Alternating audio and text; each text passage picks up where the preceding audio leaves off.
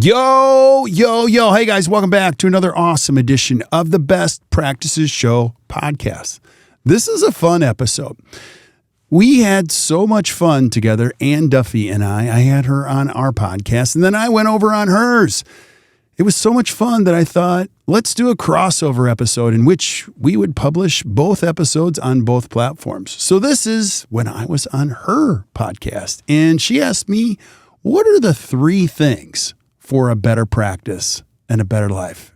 And I let loose and shared all my thoughts. So hope you guys enjoy this, and we will see you soon.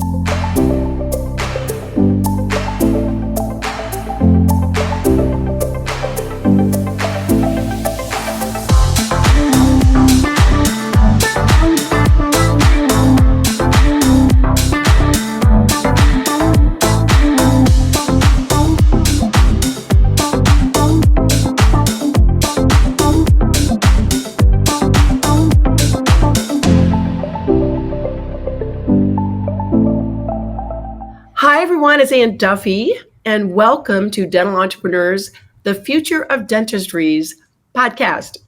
I am so happy that you're with me today, and I've got a very special guest. We're like buddies. We just actually met each other recently, face-to-face over Zoom, and we became fast friends, and we are actually creating this together because tech has not been our friend today. So I'm really excited to have you meet Kirk Behrendt. That is been known in the industry forever. I saw him the first time at the Him and Dental meeting speaking, and he had the audience just right in the palm of his hands. Kirk, how you doing today? I'm doing great. I'm so excited to be here. I'm a little nervous, because nervous. Well, you're one of the heroes in dentistry for a lot of different reasons, and so I'm just excited to be here to talk about anything. Well, I am so glad. Well, we again, I think the two of us can talk to anybody, and it's really fun I feel like I'm meeting a twin of another mother here, because I just love what you're doing. I love how you do it, and I love the future that you hold in dentistry. But let me tell everybody a little bit about you before we get started. Kirk Behrendt speaks and consults with dentists all over the world on how to create a better practice and a better life. As one of dentistry's top seminar leaders and online education platform experts, Kirk has invested more than 25 years of his professional life optimizing the best systems and practices within the dental industry. He and his company, Act Dental, have been consistently ranked as one of the top dental consultants in dentistry for the last 8 years by Dentistry Today. You are pretty special, Kirk, and welcome again to the Future of Dentistry podcast. You are so kind, and when we get together and we hang out, you're going to be completely underwhelmed. So it'll be so fun. I doubt that. I know so many people that have been in your program. They've joined you in your associations and your mentorship, and you've got a new magazine out that's been out for about 2.5 years. So we have a lot in common as far as that goes. Even though you're a teacher, you are somebody that is a coach and a teacher, and you really bring it to the dental industry. In fact, when I was waiting to get on, I loved your little video before I could join, just on the testimonials from the Act Dental and the people they're talking about you. I think you've really changed their life, and it makes me really appreciate the name of what you've created, Better Practice and a Better Life. Tell me a little bit about, how did you come up with that, and why does that resonate so much, not only with you, but the dental practices and the dentists that you bring into the fold? Yeah, thank you for asking that, because that's one of my favorite things. And I would love to tell you, some magical thing, but it's really a value-based thing. So as we were trying to figure out things, now I'll go way back to my parents, because my parents are my hero. My dad is like my hero, still is. And, growing up, my dad was like, we do the right thing. You hear me? We always do the right thing. No one talks to mom that way. Like, my dad was the chief repeating officer in our home. So he would say things over and over and over, and it was all value-based. It was like, I can't tell you exactly what it was, but it was how to act, how to behave, how to do all those things. So, and I love that. And I realize that not everybody has, I had an amazing dad. He's still close to me. We're 20 years apart. So they had me when they were 20. So I also had a young dad. So when he was 33, I was 13, and people were like, "What is that? Your uncle? Your brother?" I'm like, "That's my dad." So I got to hang out with him a lot. So how that all came to be is as we started coaching dental practices, there's a lot of different ways you can approach it. And one of the themes that I'll share today is just like we had some help with some marketing experts, but they were like, "Why do you do what you do?" Why? And I just kept saying over and over again, I believe people can have a life and they can have a great practice and they can have a great family and they can see their kids. I mean, one of the coolest things, if you're listening to this and you're a dentist or you're a dental professional, dentistry is so noble. You can actually pick your hours. You can pick your patients. You can pick what type of dentistry. You can choose your fees. You can choose when to leave. Everything is a choice. The power of choice is like the most incredible thing in this profession. If you really want to have kids and you want to be part of their lives, you can. And so I also didn't find this, this wasn't an easy path for me. I'll never forget I had somebody helping me with the business when I was early getting going. You know how this works, Anne. When you get invited to speak, you get invited to speak again and again and again. And so I thought I was really cool because I was speaking at all these meetings. And so this guy was helping me with the business. He goes, "Hey, can I ask you a question?" I go, "What?" He goes, "Why'd you have kids?" And I was like, "Oh, that's one of my favorite questions." And I went off and he's like, "I don't need to know the answer. You do." And I was like, whoa, because I was on a plane and my kids were little, and Sarah, we've been married for 25 years. She was and still is like the most amazing human being. So we endured the ups and downs, but there was a certain point where I don't want to be on an airplane. Now, how that relates to a dental practice is this. There's a lot of stuff out there. This is incredible. There's no rules too. Like you can have an amazing practice. You can have 30 practices. You can have one practice. You can practice on Saturdays and Sundays. So everything I do has to check 2 boxes. It's got to create a better practice and better life. If it only checks 1 box, we're not going to do it because it just feels icky. Like if I help people make a lot of money, but their life sucks, no, thank you. And if their life's, if their life is great, but the business isn't great, well then what good is that either? Like I have a job to do, So I don't know. That's kind of where it all originated. Now the cool thing, we call it our core purpose. It just keeps us aligned on our activities. Like if it doesn't fit in those 2 boxes, we don't do it. Does that make sense? Yeah, it's so simple, Kirk. A couple of things there. I always think, because I grew up in a great home and great parents, and I've got super siblings, and I feel like you do. To whom much is given, much is expected. We are meant to like carry on some of that legacy because we've got lucky. We got lucky on those things, because you can't always be born into that kind of a culture. So you're actually living that out now and sharing it with others. I love that. And I also love the idea that you said choice. Mm-hmm. That's an entrepreneur. I think back on like my husband, who was corporate all those years, he was corporate probably 23 years. And he really never had the choice that he has as an entrepreneur. You can look at yourself in the mirror. You can make your choice. You don't have to have, a big office space. You don't have to have a lot of employees working for you. But you can. Yeah. You can do whatever you want.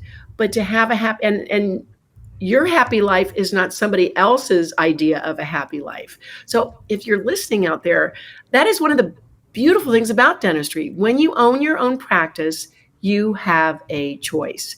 And there is something really special about that. I mean, you have to, the good, the bad, and the ugly is on your plate, right? Because of the choices that you make.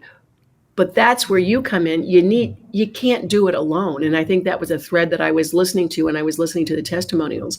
Yeah, we all want a happy practice and a happy life. Yeah.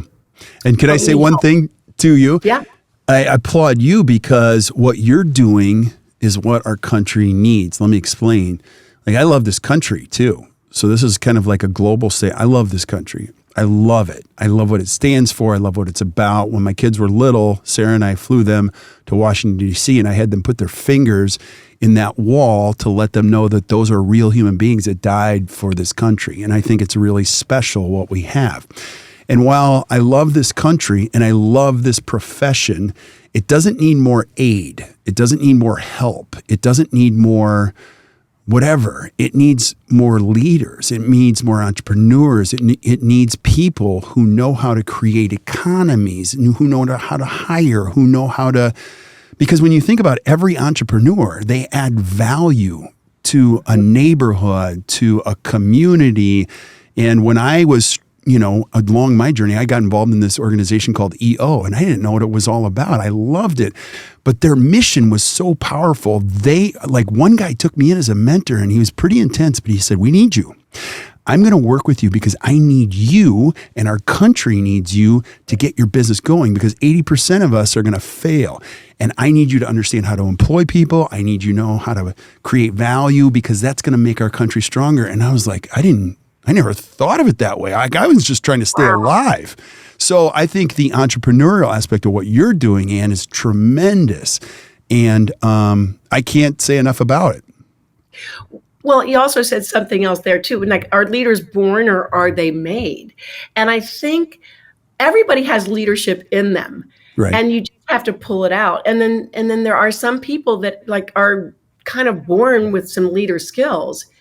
But when they're trained, when they're mentored, when they ask for help, when they don't do it alone, then it's like the bell curve. They're even going to go higher up on the top. And that is going to trickle down and be that pebble in the pond of highbrow leadership. And then think of all the leaders. Think of all the leaders that you've helped develop. Right. Because a young dentist, and we've talked about this, they don't get the leadership, the business skills in dental school, because apparently there's not enough time. And a lot of times they don't even know that they can grow into leadership until they meet someone like you. You see something in them, and then you help them see it in themselves. I think that's part of what I think you are, like, such a great cheerleader, but also you give ways to do it. Like, here's how you become the leader that you'd always dreamed you wanted to be. Right. And so I love that too. And somebody said this not too long ago to me, and said, "Kirk, you're not really a leader till you create other leaders that create other leaders." And that was an epiphany for me, because I always thought leadership was like, oh, I got to develop myself, and I've got to inspire people, and I've got to motivate them, and I've got to create this incredible vision. And while some of that is true, it just takes the load off of your shoulders when you say, I just got to grow people. And so now my whole day, I'm talking to you today, and I got one other thing to do. I'm going to go watch a doubleheader today. My son playing baseball. And then tomorrow? I just need to grow other human beings that are way smarter than me, and that becomes so powerful. And I want to go back to are leaders born or are they developed? I strongly believe that they are developed. Now, let me explain. That's why places like West Point exist. That's why, and I wasn't a born leader. I wasn't somebody who was like, dang, I screwed up so much, and I had the help of mentors, and I went through Dale Carnegie training. I remember going through that, and I'm like, I'm not paying $1,000 to learn how to shake hands. That's so dumb. And I was 24, and I'm like, I learned so much. That was one of the most important courses. And then I took another course, and then I took another course, and then I went through the training, and I'm like, people are like, no, I was on the long track, so can people be leaders? Absolutely. Do you need a title to be a leader? No, everybody can lead. Don't you think? I agree totally on that. I think that's so cool, because some people that are listening, they think, well, I wasn't a born leader, or it's too late for me to become a leader, or, where do I go to get those skills? And it's there. If you want it, you can find it, and you just have to find your tribe, your people, your mentors, whatever, and then be a good mentee. It sounds to me like you showed up and you actually soaked it all in. You maybe poo-pooed a little bit until you got hooked on the fact of growth, personal and professional development.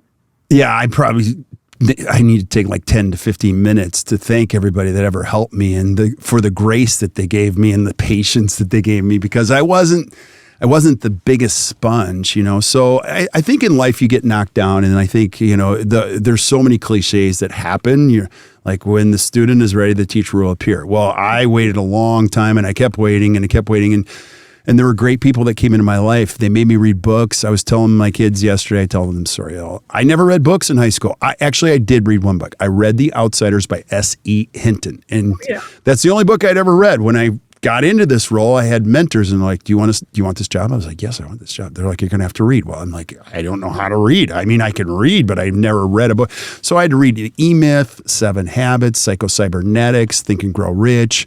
And it just lit my fire. I was like, I just missed out in my education. Like I really didn't pay attention. And then I went to one dental course, I went to another course, and my wife thinks I should see a therapist for this because we went to the Seattle Study Club Symposium that was when they had the long course. And she's like, do you like all of these courses every day, all day long? I'm like, yes. She's like, you don't even know what they're saying. I'm like, I just love it. So learning for me was, and I always wanted to be a school teacher, transparently, like that was my dream, to be a school teacher. And it never worked out for me. And so now I get to be a teacher in some fashion. And one of the books that we give our kids is, the places you will go. You just don't know where this road is going to go. Like people always ask me, how'd you get into this? I'm like, I have no idea. I think it was a God thing. I have no idea. I would have never said I'm going to be that when I grow up. I still don't even know what I want to do. Like, so. Yeah. That's a beautiful thing, though. You're open, you say yes, you show up, and then life happens. And I'm like that too. I mean, people say, how'd you get into this? Well, I kind of like accidentally, really. I mean, other than dental hygiene, which was kind of accidental as well. So it is a path that we take. And it's funny. I mean, look, Kirk, if you can do it and I can do it, anybody can do it. Totally. And don't ever sell yourself short on that. But I wanted to go back to some of the questions that we were talking about earlier. Like, what do you see as the biggest problem in dentistry right now? What are you trying to solve? Yeah. So so just to give you some perspective before I give you my answer, I'm 54 and we are shooting this in 2024. So I think the biggest challenge right now in dentistry is the amount of information. There's so much information. Now, when I got started, there wasn't a ton of information. You had to go places, you had to reach out. So you had a few technical leaders, not as many as now you can open up a web browser and like everybody's giving you get into one Facebook group chat and everybody's got an opinion. There's 25,000 people in there commenting on things. And so I can't even imagine how difficult or how hard it is for a young dental professional to decide what is their true north. And so what I say is like, you got to pick your tribe. At some point, it's going to be a values-based conversation. You're going to go, these are my people. And you'll do what I did, which is you'll chase the financial thing. You'll go, oh, these guys make a lot of money. And you'll go, I don't like them, but they're making a lot of money, And then you'll go, oh, this just feels icky for a while. Or you'll figure, whatever it is, I think at the end of the day, your favorite people care about the same things that you care about. And who are you hanging around with? I say to my kids all the time, like you're the average of the 5 people you hang around with most. Show me your friends. I'll show you your future right now. And I don't think it's any different for us as adults. Like I think as adults, even at 54, I got to go, who am I around every year and what are they doing? And I got to pick some tough friends. I want some friends that'll challenge me and I love people, but we are the average of the people we hang around with most. So back to what I said, like the hardest thing right now is picking a direction. I ask people, why are you doing this? Well, I saw it on Facebook. I'm like, you're building a second practice because I saw it on Facebook. Why are you adding 6 more ops? Because I saw this guy and he did it. And I'm like, okay, so where did you see it? On YouTube? I'm like, oh, is that what you want to do? No. Or I'll see people building a huge practice and I'm like, why are you building this? And it's okay to do that. They're like, well, because I'm going to get an associate. I'm like, so tell me about your associate. Well, I don't have one yet. I'm like, so you don't have one yet?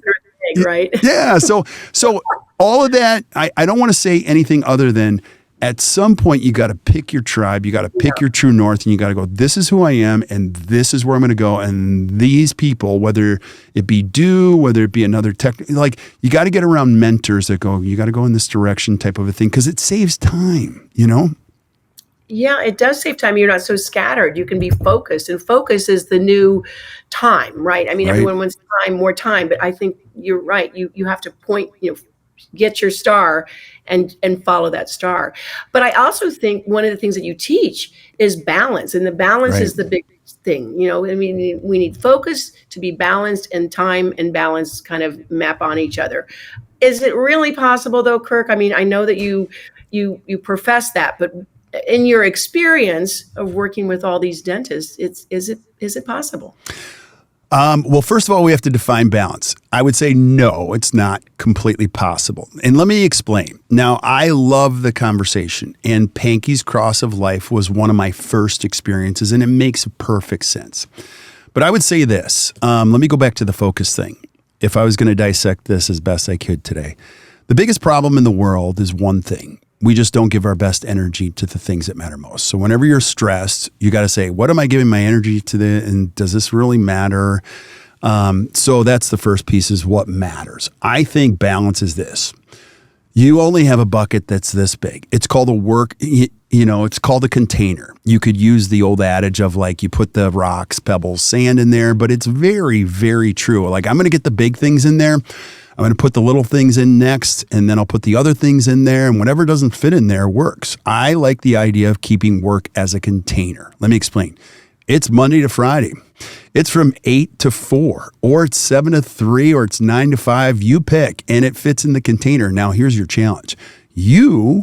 Whoever's listening, has to get better about what goes in that container, because all of us have time is the new rich. Focus, I love that too. Like, everybody, the best kept secret of the rich is how they use their 24 hours. And so when you're adding hours to make money, that's not very smart. That's short-sighted. And you're going to wake up you're going to be me in no time. If you're 34, listen to this. Don't negate this. Like, you're going to blink and you're going to be me and you're going to go, what the heck happened? That went so fast. And so I'm a big fan of like, let's get the big things in first. And I'll give you a perfect scenario. We have a lot of people that come to us, they're working 5 days a week. I'm like, why are you working 5 days a week? Well, it's hard. I got to pay bills. I'm like, okay, how old are your kids? They go 6, 4, 2. I go, do you want to watch them grow up? They go, yes. All right, so you're going to go 7 to 3, 4 days a week. What? I go, yes, you are. My practice is going to die. I go, no, it's not going to die. Or you can pick the hours, 8 to 4, it doesn't matter.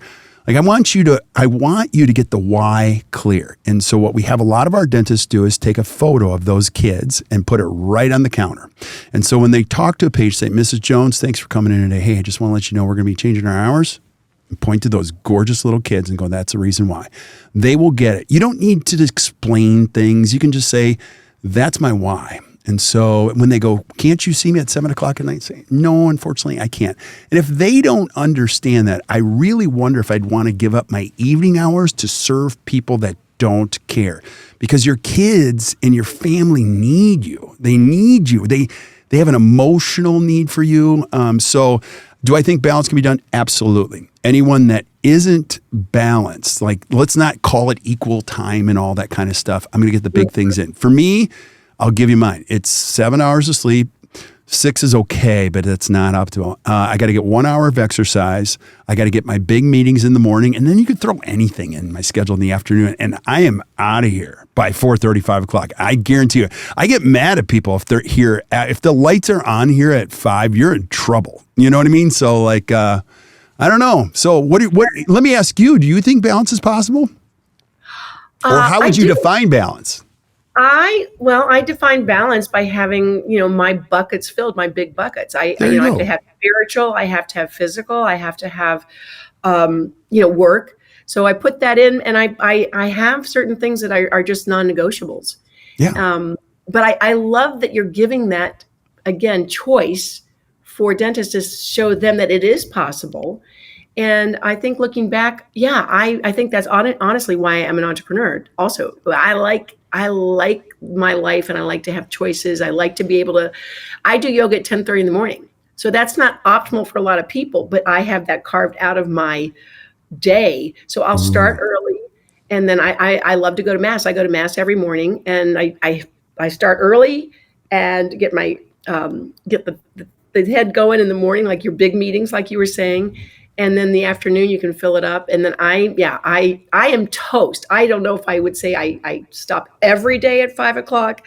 I know myself, I'm toast. And I think most people are. And even I'm on the East Coast, so it's really tough. I do not like night meetings or night webinars. I do them occasionally because we're a national company, Kirk. So I try to help everybody. But like you, I'm trying to kind of step back and let the leaders show up. Because there are people out there that would love to help lead our platforms, and we have to let go of some of the control and let them do that, because that's how they shine. That's how they realize their potential. And so it's all kind of, I don't know if I answered that, but I definitely feel like balance is really important. And we only have so much time. And I'm looking at my life. I wish I would known someone like you to be able to set that tone early on. And again, if you're young, you can't get it back, right? Right. So you might as well start early, making those choices for a better practice and a better life. Yeah. And I'm sure you could echo this sentiment too. Like, we agree the same thing. Like, you just got to get the important things in. The other thing too, I'll just share with all of you, I've been clinically diagnosed as a wuss. Like, I'm a wimp. I hate conflict. I sweat. So I had some people teach me how to say no. Like, I couldn't say no. So if you wanted to do a meeting at night, I'd go, okay.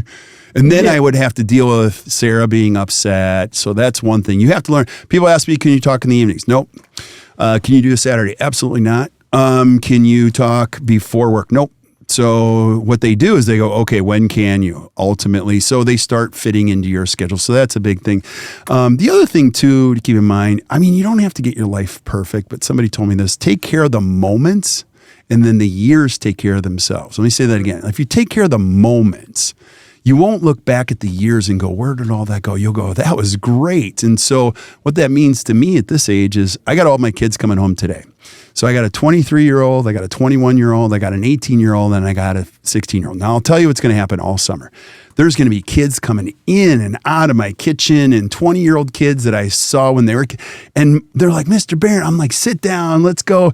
I have to subscribe to surrendering when I get home. I don't have to, like, whatever happens, I'm in. Like, whoever's walking through the kitchen, whatever's happening. So for me, I'm done at 5. It doesn't mean I don't stop thinking and I got other things to do, but like, oh man, there's 4 kids in the kitchen downstairs. Let's go. What are you guys doing? How's your dad? Where have you been? How are you doing? That's my favorite stuff. And I'm like, you're all grown up. Look at you. You got like a beard now. And I don't know. So I think the cool thing about this great industry is when you get your practice or your business right, you can enjoy the moments and say, I love this. And you can be more grateful every day. But it's not easy. Please don't hear that. Yeah, well, it's also showing up and being present. Right. I mean, and again, that's focused on who's in front of you right there, right now, because you're right. Those precious moments, you do look back and that's what you remember. You don't remember, being at the office 5 hours or 5 extra hours or whatever a night, doing something that really is meaningful. Or again, I like what you were saying about being focused on your tribe, because you can the Facebook and all of that could just be a time suck. And, you look back on that, I think we're going to look back and like, how much time did we waste looking at other people's lives instead of working on our own life? But as we wrap up, Kirk, I would love you to just I know that you can, kind of whittle it down to 3 things that you could tell any dentist for a better practice and a better life. And if you could whittle it down to 3, what would it be? Yeah, it's probably always going to be the same 3. So I really only have one big regret in my life. I wish I would have figured out who I was earlier in life. And let me explain. So I started doing the DISC and the Colby and Working Genius and all of these personality tests and getting feedback. And when I got older, I'm like, wow, I really suck at a lot of these things. And they're like, yes, you do, because that's not who you are. So I'll give you an example. I took the Colby A index. I encourage everybody to do it. I had Kathy Colby read it. Now, her maiden name is Wunderlich, so that'll tell you the family she came from. And she's like, okay, let me tell you who you are. And she explained who I was. I laughed out loud. She goes, I don't know if you're tall. I don't know if you're short. I'm telling you, I couldn't breathe, Anne. I was laughing so hard because she described me perfectly. She's like, you're the worst finisher in the world. You should actually, when they say you shouldn't chew gum and walk, you are a perfect example of that. You can't finish a sentence. I'm like, I can't. She's like, you should never try to do details. I'm like, I hate them. And she was telling me, I do this all the time with professionals that work against themselves. So that's one thing. And so my daughter is 23 and she's like, Dad, I'm taking this DISC test. I'm like, I'm so happy for you. Because the earlier you find out who you are, the more you don't work against yourself. You're like, I'm really bad at those things. You also find out what you're really good at. And so I would go all chips in on learning who I was. I would take, even if I was 50 listening to this, I would take every test on the planet right now and go, that's who I am. Oh my gosh. It's so relieving. And then lean into that, right? And then 100%.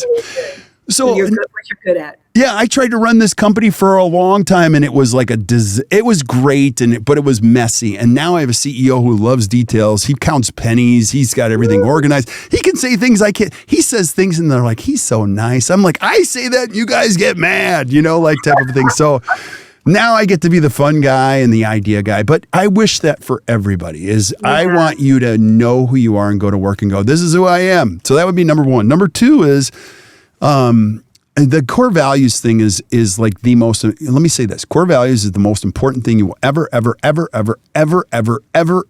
do. And here's why. Now, everybody talks core values. I talk core values. And then I finally got a coach, and he was pretty intense. He came to our office. He's like, where are your core values? I was like, oh, I love this. He's like, tell me. I go, I'll tell you about my core values. I went on and on. He goes, where are they? I go, well, they're in here. I said, karate in here, not out there. He's like, this is what he said to me. Shut up. I was like, what? He's like, core values are written. They are everywhere. They're your flag in the ground. They're non-negotiable behaviors for how people behave here at work. And I refuse to work with you unless you put them everywhere. I want them on coffee cups. I want them on your manual. I want you to go, this is who we are. And I did it. And I'm like, all right, I'll just do it. It's so crazy, Anne. Like once you put the flag in the ground, you go, this is non-negotiable. If you're going to work here, this is how we behave. Now, let me explain. Core values are not excellence. They're not like aspirational words that nobody knows. They're simple, easy things on how we behave. Here's my number one. I won't believe all in attitude. I want people who are like all in. I'll take out the trash. I bust tables. No job is beneath me. Like I'll do anything. I don't care. And I want people that are like, I'm all in. So I think when you can put those in the ground, now the benefit of number two is crazy stuff goes away. Once you put the flag in the ground, core values, it's like crazy stuff repellent. You don't have people are like, you're not going to believe what happened at work. And I'm like, well, that doesn't happen at my office. And they're like, what do you have a unicorn at your office? I'm like, no, I refused to put up with that crap years ago. You know what I mean? So wouldn't you agree? Like core values. I went to your website. I'm reading all your principles. Like those are that's your guiding stuff, right? Yeah, exactly. And we stick to that. And it feels so good because it's it's right for us. It's right for us to, like you said, find your tribe. So you'll come, and we say you'll come, you will maybe stay just for hors d'oeuvres and not stay for dessert because we may not be your tribe, but we know who we are, right? We know who we are. I love that. Yeah. What's number three? My number three, you just said it. It's find your tribe. You got to find your people. And so for me, Sarah's my tribe. Like Sarah's comes from such an amazing family. Like they're so like I don't mind sharing this. My wife's first gift that she gave me when we were dating was a Bible. It had my name on it.